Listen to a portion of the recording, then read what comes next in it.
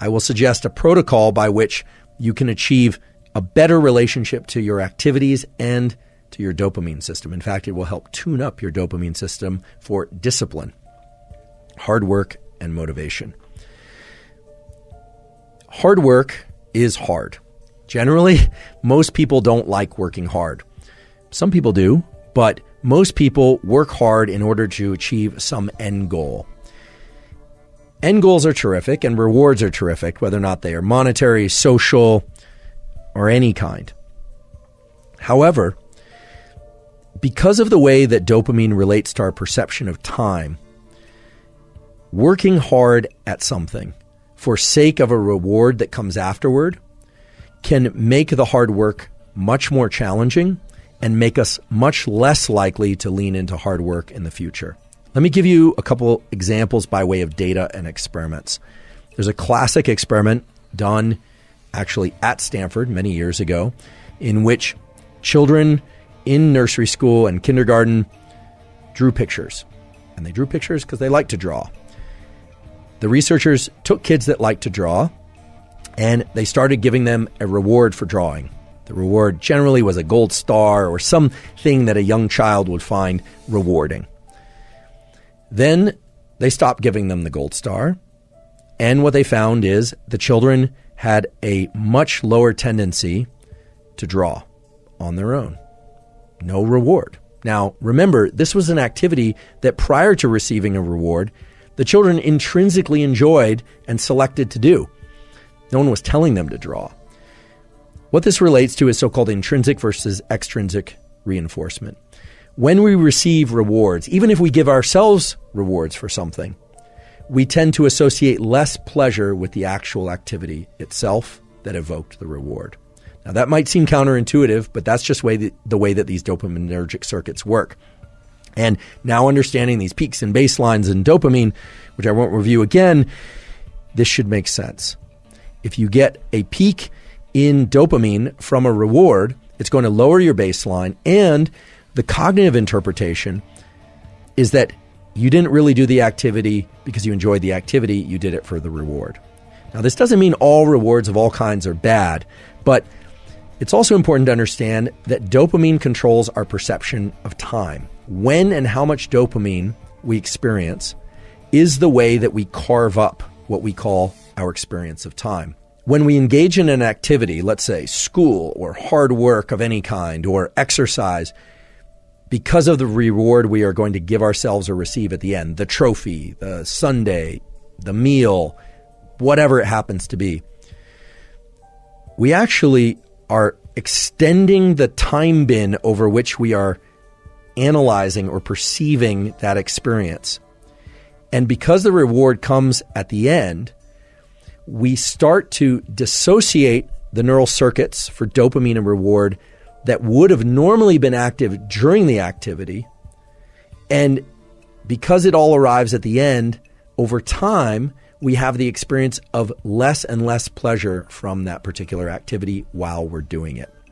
Now, this is the antithesis of growth mindset. My colleague at Stanford, Carol Dweck, as many of you know, has come up with this incredible theory and principle, and it actually goes beyond theory and principle, called growth mindset, which is this striving to be better, to be in this mindset of I'm not there yet, but striving itself is the end goal. And that, of course, delivers you to tremendous performance. It's been observed over and over and over again that people that have growth mindset, kids that have growth mindset, end up performing very well because they're focused on the effort itself.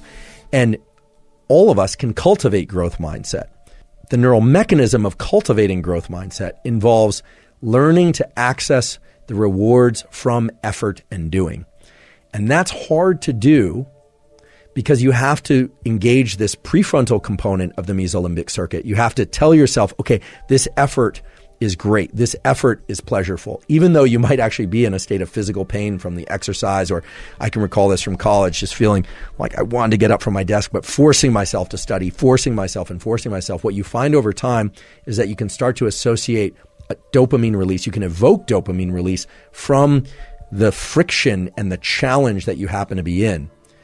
You completely eliminate the ability to generate those circuits and the rewarding process of being able to reward friction while in effort if you are focused only on the goal that comes at the end, because of the way that dopamine marks time. So if you say, oh, I'm going to do this very hard thing, and I'm going to push and push and push and push for that end goal that comes later, not only do you enjoy the process of what you're doing less, you actually make it more painful while you're engaging in it.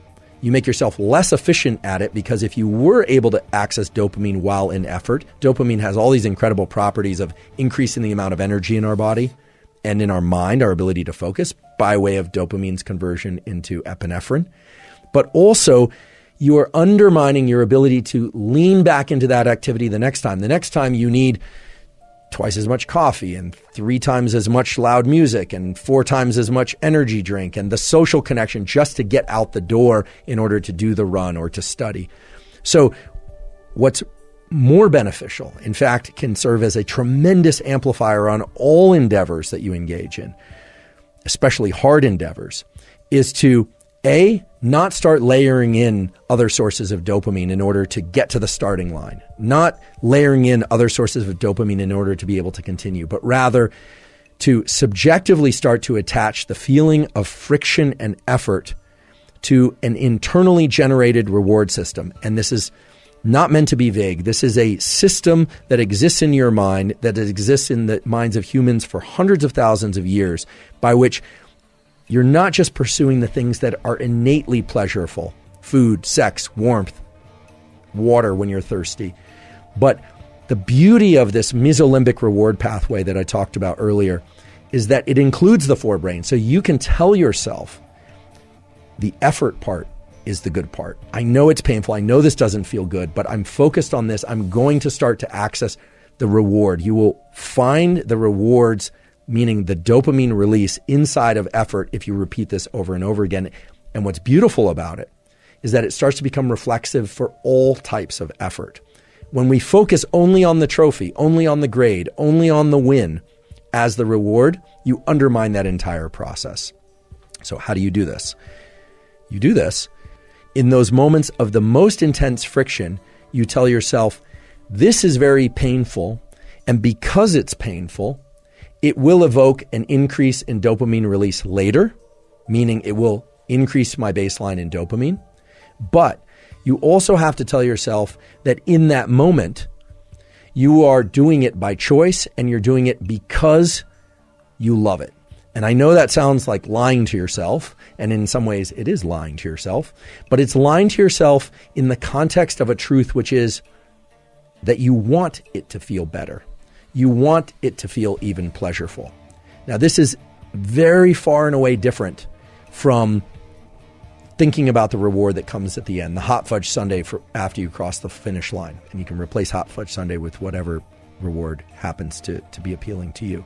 We revere people who are capable of doing what I'm describing. David Goggins comes to mind as a really good example. Many of you are probably familiar with David Goggins, former Navy SEAL, who essentially has made a post-military career out of explaining and sharing his process of turning the effort into the reward. There are many other examples of this too, of course.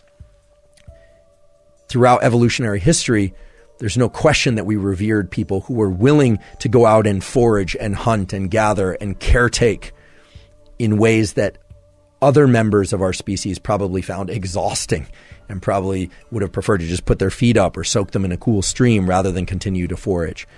The ability to access this pleasure from effort aspect of our dopaminergic circuitry is without question the most powerful aspect of dopamine and our biology of dopamine. And the beautiful thing is it's accessible to all of us.